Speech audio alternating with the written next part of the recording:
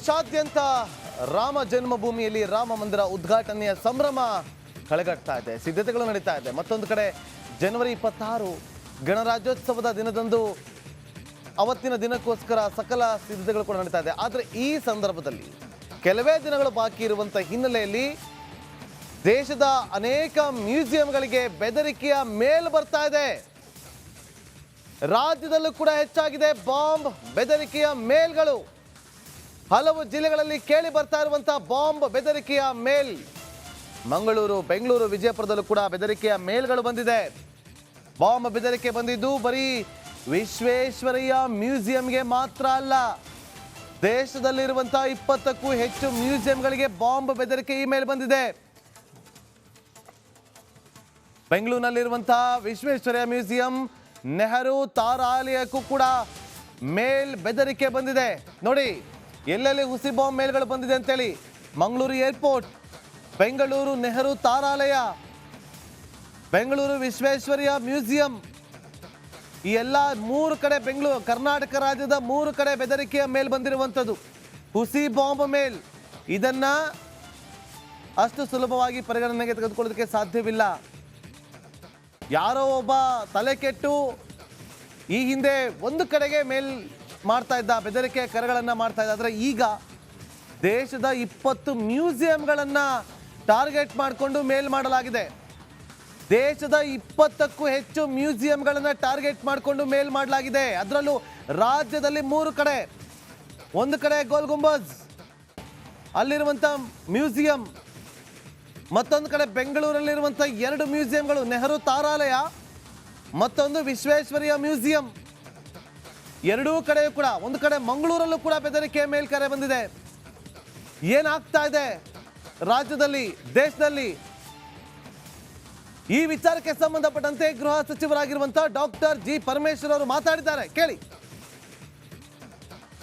ನಮಗೆ ತಮಗೆ ಗೊತ್ತಲ್ಲ, ಶಾಲೆಗಳಿಗೆ ಬಂದಿತ್ತು ಕಳೆದ ಬಾರಿ 35 ಶಾಲೆಗಳಿಗೆ ಬಂದಿತ್ತು. ಅದನ್ನು ಕೂಡ ನಾವು ಇಂಟರ್ಪೋಲಿಗೆಲ್ಲ ತಿಳಿಸಿದ್ದೀವಿ, ವೆರಿಫೈ ಮಾಡ್ತಾ ಇದ್ದೀವಿ IP ಅಡ್ರೆಸ್ ಎಲ್ಲಿ ಅಂತೇಳಿ. ಅದಕ್ಕೆ ಭಾಳ ಅವರು ಮಾಡೋರು ಎಲ್ಲ ಎಚ್ಚರಿಕೆಯಿಂದನೇ ಮಾಡಿರ್ತಾರೆ, ಕನ್ಫ್ಯೂಷನ್ ಮಾಡಿ IP ಅಡ್ರೆಸ್ಗಳು ಸರಿಯಾಗಿ ಸಿಗದಾಗಿ ಮಾಡ್ಕೊಂಡಿರ್ತಾರೆ. ಈಗ ನಿನ್ನೆ ದಿವಸ ಮ್ಯೂಸಿಯಂಗಳಿಗೆ, ಗ್ಯಾಲರಿಗಳಿಗೆ ಎಲ್ಲ ಬಂದಿದೆ, ಥ್ರೂಔಟ್ ಇಂಡಿಯಾ ಬಂದಿದೆ. ನಮ್ಮಲ್ಲಿ ಕೂಡ 3-4 ವಿಶ್ವೇಶ್ವರಯ್ಯ ಗ್ಯಾಲರಿ ಅವಕ್ಕೆಲ್ಲ ಬಂದಿದ್ದಾವೆ. ಈಗ ನಮಗೆ ಅಲ್ಲಿ IP ಅಡ್ರೆಸ್ಸು ಎಲ್ಲೋ ಒಂದು ಕಡೆ ಬಂದಿದೆ, ಅಲ್ಲಿಗಾಗಲೇ ನಮ್ಮ ಟೀಮ್ ಕಳಿಸಿದ್ದಾರೆ. ವೆರಿಫೈ ಮಾಡ್ತೇವೆ. ಒಂದು ವೇಳೆ ಅದು ನಿಜ ಆದರೆ ಅವರಿಗೆ ಏನು ಕಾನೂನು ಪ್ರಕಾರ ತೊಗೊಂಡು ಬರಬೇಕು ಅವ್ರನ್ನ. ಮತ್ತಷ್ಟು ಮಾಹಿತಿಯನ್ನು ಕೊಡ್ತಾರೆ ನಮ್ಮ ಕ್ರೈಮ್ ರಿಪೋರ್ಟರ್ ನಾಗರಾಜ್, ಲೈವ್ನಲ್ಲಿ ಜಾಯ್ನ್ ಆಗಿದ್ದಾರೆ. ನಾಗರಾಜ್,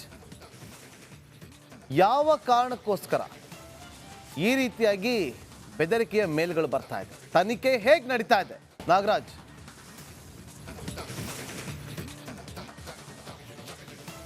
ಖಂಡಿತ ನಾಗೇಂದ್ರ, ಏನು ಈ ಒಂದು ಬೆದರಿಕೆ ಮೇಲ್ಗಳು ಕಳೆದ 1 ತಿಂಗಳ ಅವಧಿಯಲ್ಲಿ ರಾಜ್ಯದಲ್ಲಿರ್ಬೋದು ಅಥವಾ ದೇಶದಲ್ಲಿರ್ತಕ್ಕಂಥ ಬರ್ತಾ ಇರ್ತಕ್ಕಂಥ ಈ ಬೆದರಿಕೆ ಇಮೇಲ್ಗಳಿರ್ಬೋದು ಅಥವಾ ಹುಸಿ ಬಾಂಬ್ ಬೆದರಿಕೆ ಕರೆಗಳಿರ್ಬೋದು, ಇವುಗಳನ್ನು ನೋಡ್ತಾ ಇದ್ರೆ ನಿಜಕ್ಕೂ ತನಿಖಾ ಸಂಸ್ಥೆಗಳು, ತನಿಖಾ ಏಜೆನ್ಸಿಗಳು ಈಗಾಗಲೇ ಇದ್ರ ಬಗ್ಗೆ ಸಾಕಷ್ಟು ಆತಂಕವನ್ನು ವ್ಯಕ್ತಪಡಿಸಿ ಆ ನಿಟ್ಟಿನಲ್ಲಿ ಇಂಟರ್ಪೋಲ್ ಜೊತೆಗೆ ಕಾಂಟ್ಯಾಕ್ಟ್ ಮಾಡಿ ಈಗಾಗಲೇ ತನಿಖೆಗಳನ್ನು ಚುರುಕುಗೊಳಿಸಿರ್ತಕ್ಕಂಥದ್ದು. ಆದರೆ ದುರದೃಷ್ಟ ಏನಂತಂದ್ರೆ ಇದುವರೆಗೂ ಕೇವಲ 1 ಹುಸಿ ಬಾಂಬ್ ಕರೆಯನ್ನು ಮಾತ್ರ ಪೊಲೀಸರು ರಾಜ್ಯದಲ್ಲಿ ಪತ್ತೆ ಹಚ್ಚಿರ್ತಕ್ಕಂಥದ್ದು. ಅದನ್ನು ಹೊರತುಪಡಿಸಿ ಈ ಹಿಂದೆ ಖಾಸಗಿ ಶಾಲೆಗಳಿಗೆ ಬಂದಿದ್ದಂಥ ಹುಸಿ ಬಾಂಬ್ ಬೆದರಿಕೆ ಅದು ಸ್ವಿಟ್ಜರ್ಲೆಂಡ್ ಮೂಲದಿಂದ ಬಂದಿದೆ ಅಂತೇಳಿ ಪತ್ತೆ ಹಚ್ಚಿತ್ತು. ಆದರೆ ಇದುವರೆಗೂ ಯಾರು ಯಾವ ಉದ್ದೇಶಕ್ಕೆ ಮಾಡಿದ್ದಾರೆ ಅನ್ನೋದನ್ನು ಪತ್ತೆ ಹಚ್ಚಕ್ಕೆ ಆಗ್ತಾ ಇಲ್ಲ. ಇದರ ನಡುವೆಯಲ್ಲಿ ನಿನ್ನೆ ಏನು ಬೆಂಗಳೂರಿನ 3 ಕಡೆ ಮತ್ತು ಗೋಲ್ ಗುಂಬಜ್ ಜೊತೆಗೆ ಒಟ್ಟು ರಾಜ್ಯದಲ್ಲಿ 3 ಕಡೆ 5 ಬೆದರಿಕೆ ಇಮೇಲ್ಗಳು ಬಂದಿರತಕ್ಕಂಥದ್ದು. ಅದರಲ್ಲೂ ರಾಜಧಾನಿಯ ವಿಶ್ವೇಶ್ವರಯ್ಯ ಮ್ಯೂಸಿಯಂ ಇರ್ಬೋದು, ನೆಹರು ತಾರಾಲಯ ಇರ್ಬೋದು, national gallery of modern art ಏನಿದೆ, ಇಲ್ಲಿಗೆ ಬೆದರಿಕೆ ಇಮೇಲ್ಗಳು ಬಂದಿರತಕ್ಕಂಥದ್ದು.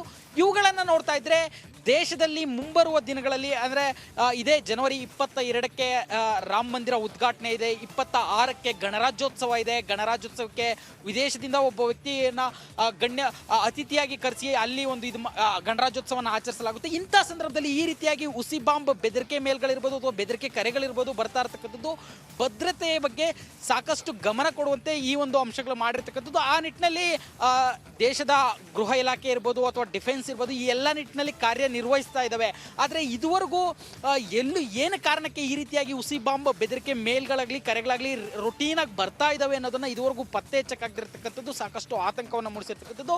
ನಾಗರಾಜ್, ಎಷ್ಟು ಗಂಭೀರವಾಗಿ ಪರಿಗಣನೆಗೆ ತೆಗೆದುಕೊಳ್ಳಲಾಗಿದೆ ಈಗ ಈ ಮೇಲ್ಗಳನ್ನ? ಎಷ್ಟು ಗಂಭೀರವಾಗಿ ತೆಗೆದುಕೊಂಡಿದ್ದಾರೆ ಇಲಾಖೆ?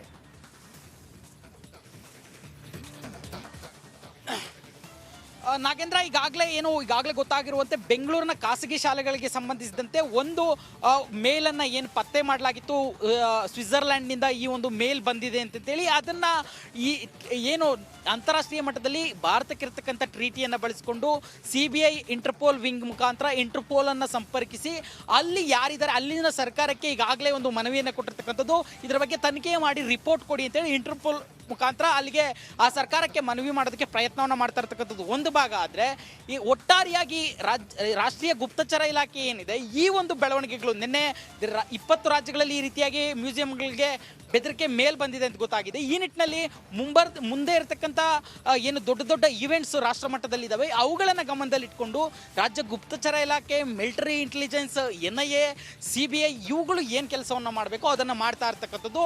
ಆದರೆ ಇದುವರೆಗೂ ಇದರಲ್ಲಿ ಒಂದು ಸ್ಪೆಸಿಫಿಕ್ ಆಗಿ ಲೀಡ್ ಇಂಥವರೇ ಈ ಉದ್ದೇಶಕ್ಕೆ ಮಾಡ್ತಾ ಇದ್ದಾರೆ ಅನ್ನೋದು ಇನ್ನೂ ಗೊತ್ತಾಗದೇ ಇರತಕ್ಕಂಥದ್ದು. Nagendra, okay, thank you Nagaraj ನಿಮ್ಮೆಲ್ಲ ಮಾಹಿತಿಗಾಗಿ.